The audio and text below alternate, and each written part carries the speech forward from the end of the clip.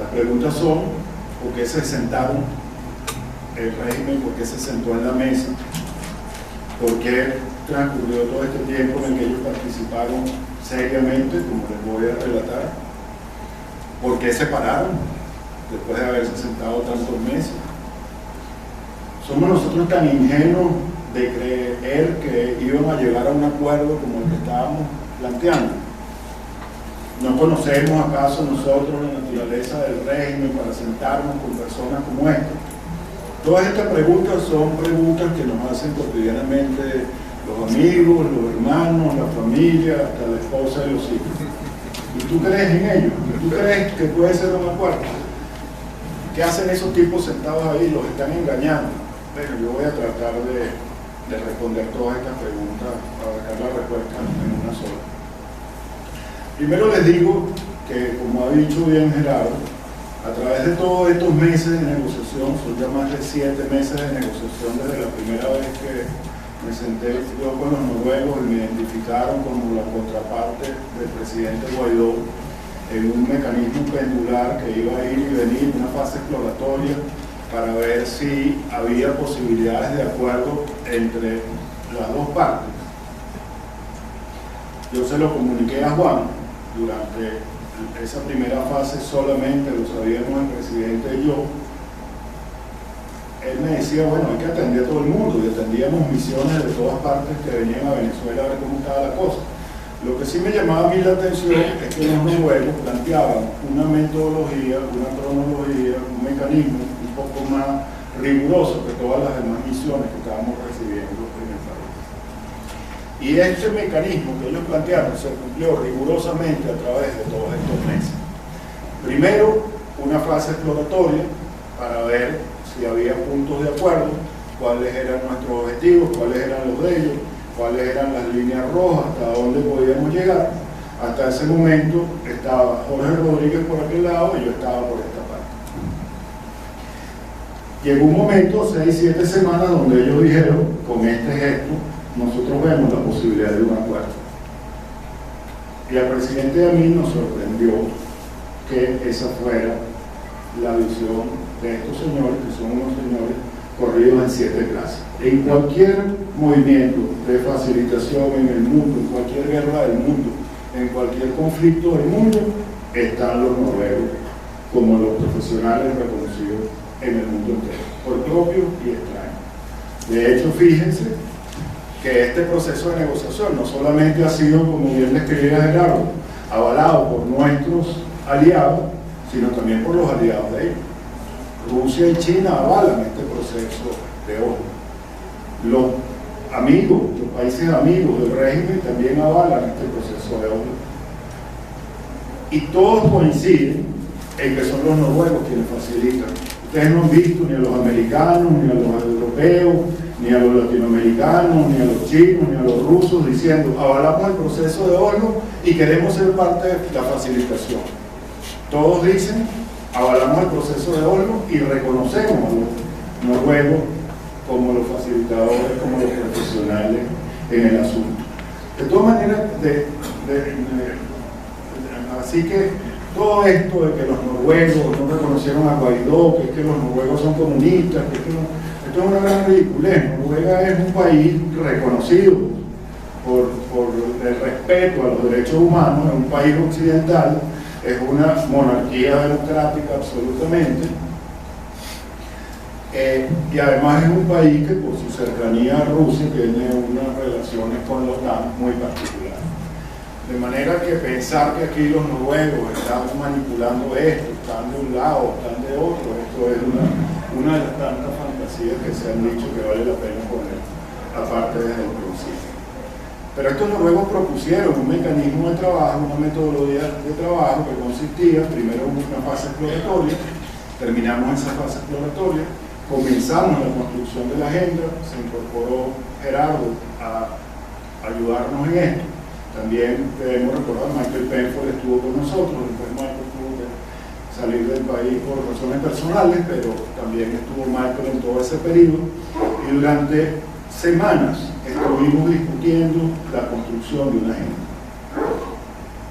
El concepto fundamental de esa agenda, también bien lo ha dicho Gerardo, es uno central. El país tiene muchos problemas importantes, pero nosotros estamos aquí para discutir el cambio político, que es la reinstitucionalización de la democracia en el país. No nos vamos a sentar a una mesa para discutir otros problemas, por importantes que sean. El problema de la ayuda humanitaria es un problema vital, prioritario, pero el problema de la ayuda humanitaria no se va a resolver si no hay un cambio político y no hay una reinstitucionalización en el país. Por tanto, si se quiere discutir el problema de la ayuda humanitaria, que se discuta en un carril paralelo. Pero esta mesa discute es la reinstitucionalización democrática. La política económica, la política petrolera, cualquier otro tema, salvo el exequivo al final, que después ya Gerardo también lo mencionó, pero yo diría algunas palabras, que decidimos nosotros proponerlos al final de la historia. Pero nosotros propusimos desde el primer día, planteamos como condición desde el primer día que la discusión era sobre el cambio político en el país, el rescate de la democracia en el país. Y la agenda es una agenda esencialmente y completamente para el cambio político del país. Allí no hay otros temas colaterales. Ahí el único tema colateral que hay es el tema de la sanción, que se vincula directamente porque ese es el punto de la otra parte. El punto de la otra parte es, bueno, y después que reinstitucionalizamos la democracia, ¿qué pasa con nuestras sanciones? Entonces hay un punto en la agenda que son las sanciones.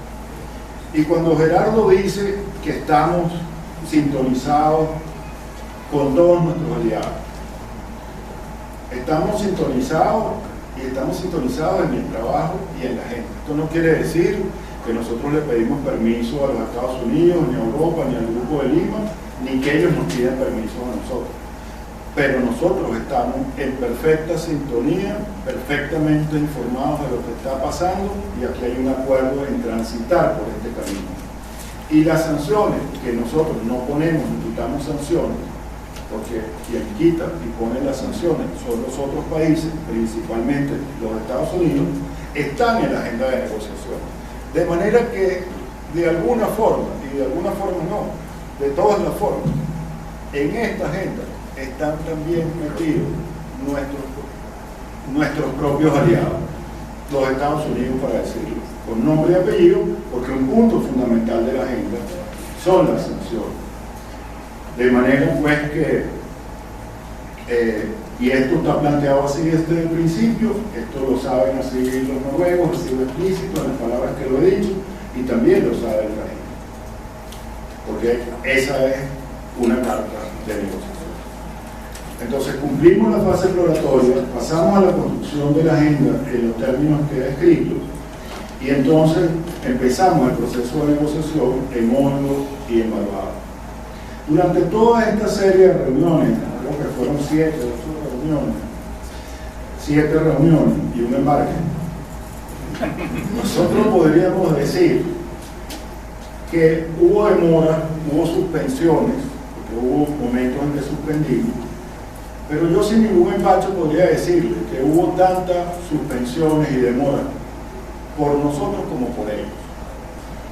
Nosotros suspendimos a veces por razones tácticas, por razones estratégicas, porque ocurrían cosas fuera de la mesa que a nosotros nos parecía que no podíamos sentarnos en ese momento, y ellos también.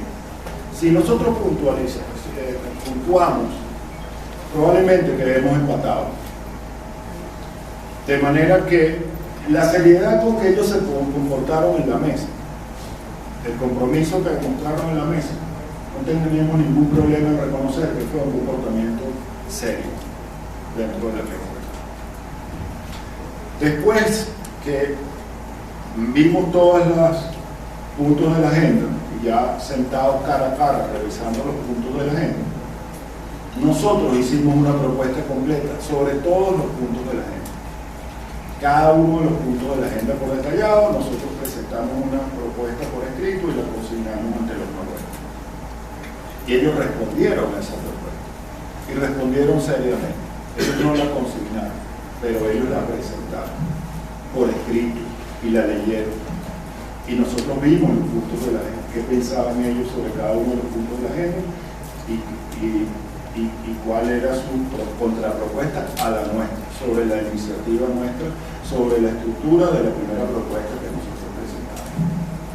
Y sí, había una diferencia entre la visión de ellos y la visión nuestra. Era de esperarse. Pero algo muy relevante, primero, que respondieron sobre la estructura nuestra. Y ellos nos dijeron, sí, estamos de acuerdo con discutir esto. Y nosotros nos montamos en el avión a Barbados la última vez, con la respuesta positiva de ellos, que nos iban a ver en Barbados a discutir ya esta esencia de la propuesta final. Como relató Gerardo, pues ellos no llegaron, ya estábamos instalados allá, estaban los noruegos y nos dijeron no vamos, y en ese momento fue la primera excusa que usaron, después que Maduro se había dedicado a decir todos los días en radio y televisión de que por ningún motivo abandonarían la mesa de negociación y se pararían de la mesa de negociación, dijeron no vamos.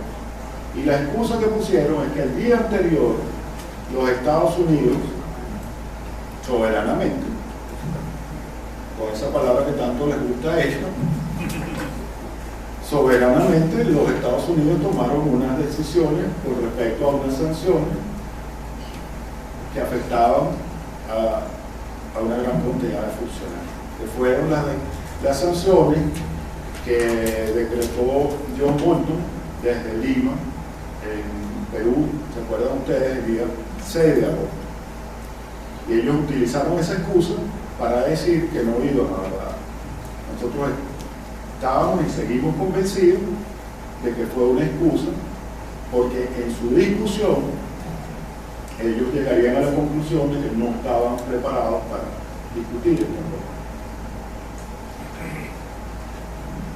Y aquí llegamos, yo creo que al fondo del asunto, de la pregunta de que por qué se sentaron y por qué se pararon. Pues si nosotros somos tan ingenuos de creer o no los conocemos lo suficientemente. Bueno, nosotros tenemos 20 años peleando contra estos señores, 20 años. Los partidos políticos que nosotros representamos y el presidente Guaidó, que en última instancia es el que nos nombra como delegación, tenemos todos 20 años peleando contra el régimen. Nadie nos va a decir quién es este régimen. Cuando me dicen, pero acuérdate que son esto, que son lo otro, y que son mentirosos, y dice, bueno, señor, pero usted cree que yo nací ayer, que nacimos ayer y que estamos en esto desde cuándo. Todos esos muchachos que están presos son nuestros compañeros de partido y de lucha. Bueno, nosotros no formamos parte del partido, pero igual representamos también a esa coalición democrática conformada por los 4 partidos más importantes. Esos son nuestros compañeros de lucha. Marrero es nuestro compañero de lucha. Requesén es nuestro compañero de lucha. Los que están en las embajadas, los que están en el exilio, son nuestros compañeros de lucha. No vamos nosotros a conocer a estos señores. Tenemos 8 meses discutiendo con ellos cara a cara en una mesa. Al principio no era cara a cara, pero de todas maneras era una discusión. No vamos a conocer nosotros mejor que nadie a los que tenemos enfrente. Somos tan ingenuos que nos sentamos allí y ahora descubrimos quiénes son, o que pensamos que vino la paloma del Espíritu Santo y los iluminó y de repente entonces ahora son demócratas. Obviamente no es esa la ingenuidad que nos tiene sentados en esa mesa. Entonces, ¿qué es lo que nos sienta a nosotros? ¿Qué es lo que nos hace creer que tenemos una posibilidad de éxito? ¿Y qué es lo que los hace a ellos sentarse en esa mesa de acuerdo con nuestro análisis? Hasta ese día. Bueno, para simplificarlo esquemáticamente, yo creo que aquí Maduro, como la mayoría de las personas, tenemos 2 orejas. Y a él le hablan por una y por otra. Y hay unos que le dicen, mira, vale, ahí está Cuba. Cuba resistió 60 años. Puede resistir más, nosotros podemos resistir como Cuba. Vamos a quedarnos, nosotros tenemos la fuerza, nosotros tenemos los militares, nosotros tenemos todavía los recursos del gobierno. Fíjate lo que le pasó a Lula, fíjate lo que le pasó a Correa, lo que le puede pasar incluso a la Kirchner, incluso lo que le pasó a Pinochet y lo que le pasó a a Fujimori hablando en otro campo ideológico, pero son gente que sale del poder con supuestas garantías y después los persigue. Entonces, hay un diablillo por aquí que les habla de esa manera, y no tengo duda de que hay sectores civiles y militares dentro del madurismo, digámoslo así, o dentro del régimen, que le dicen esta versión. Y del otro lado, hay otros que le dicen, mira, vale, ahorita podemos arreglar esto no hay manera de que lo arreglemos nosotros aislados del mundo, ya no tenemos los recursos que teníamos antes, ya no tenemos los apoyos que teníamos antes, las sanciones se van a incrementar, el aislamiento se va a incrementar, si negociamos ahorita tenemos algunas condiciones para salir bien, hay algunos que piensan legítimamente que pueden tener futuro político, brillante futuro político en el país si ellos negocian ahorita su salida, y estos otros también le hablan por la otra oreja a Maduro. Y en mi opinión, yo no soy ni soy una máquina de rayos X para saber qué hay en el interior de Maduro, pero tengo el suficiente olfato político, tenemos todo, suficiente trayectoria política y veteranía como para pensar que hay una duda allá adentro. Y yo les diría más, yo les diría que en el cerebro de cada uno de ellos, incluso dentro de los que están en esta versión más dura y los que están en esta versión más flexible, con cierta fuerza, dicen, vamos a resistir, Guaidó se va a agotar, el mundo entero se va a cansar de Venezuela y nosotros vamos a hacer como Cuba, vamos a estar 60 años. Y hay lo que dicen lo otro. Nosotros mismos, nosotros todos, ustedes y los que estamos aquí también sentados, yo me imagino que se harán esta pregunta, uno se hace esta pregunta todos los días, y esta pregunta nadie tiene la bola de cristal para saber cuál es la respuesta. Yo le pregunto a cualquiera de ustedes, la misma pregunta que me hago yo, que me hace a mí la gente, mi esposa y mis hijos, bueno papá, pero ¿cuándo salimos de esto? ¿Vamos a salir de esto? ¿Quién tiene la respuesta? Nadie lo sabe. ¿Esto va a ser como Cuba o esto se va a caer y va a desaparecer como tantos otros casos? Porque Cuba es un caso de muchísimos casos, pero de izquierda y derecha, incluida la Unión Soviética, se cayeron. Y los países de la cortina de hierro se cayeron todos. Y las dictaduras de América Latina, de derecha y de izquierda, se cayeron todos. Entonces, pero siempre agarramos el ejemplo que más nos duele. Entonces, por ahí yo empiezo a responderme la pregunta. Y yo, bueno, sí, ahí está el ejemplo de Cuba. Pero a Cuba lo salvó la Unión Soviética durante mucho tiempo y después el milagro de Chávez en medio del periodo especial, cuando ya estaba Cuba a punto de frenecer y llegó Chávez por obra y gracias al Espíritu Santo, ahí sí, y le salvó la vida a los caras. Y le salvó la vida a los caras. Pero si no, Cuba no resistía. Cuba resiste sin el ayuda del petróleo nuestro, no lo sé, nadie lo puede saber.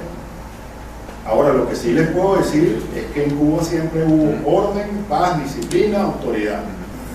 Eso no es lo que pasa en Venezuela. En Venezuela hay una anarquía total.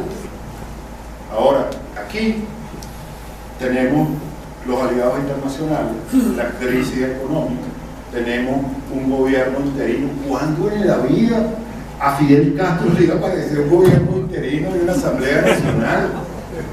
Pero por Dios, ¿cuándo hubo oposición en Cuba? Desde el primer día la oposición en Cuba se fue para Miami. Aquí estamos nosotros resistiendo, ustedes y nosotros, aquí estamos reunidos y seguimos reunidos y hemos tenido fracasos y otros fracasos y más fracasos, pero como decimos, de fracaso en fracaso hasta la victoria final, pero aquí seguimos. Es así. Entonces, ¿en dónde estamos?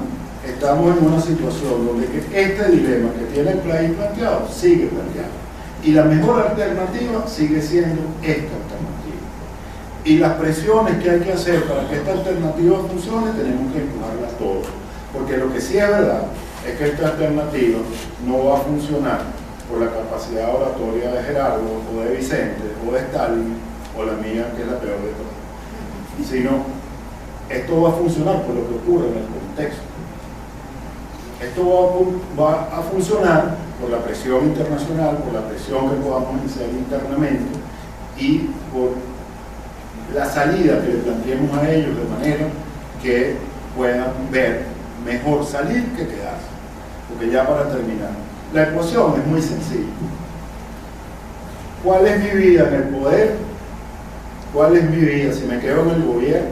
¿Cuál es el futuro de este gobierno? ¿Y cuál es el futuro si me salgo del gobierno?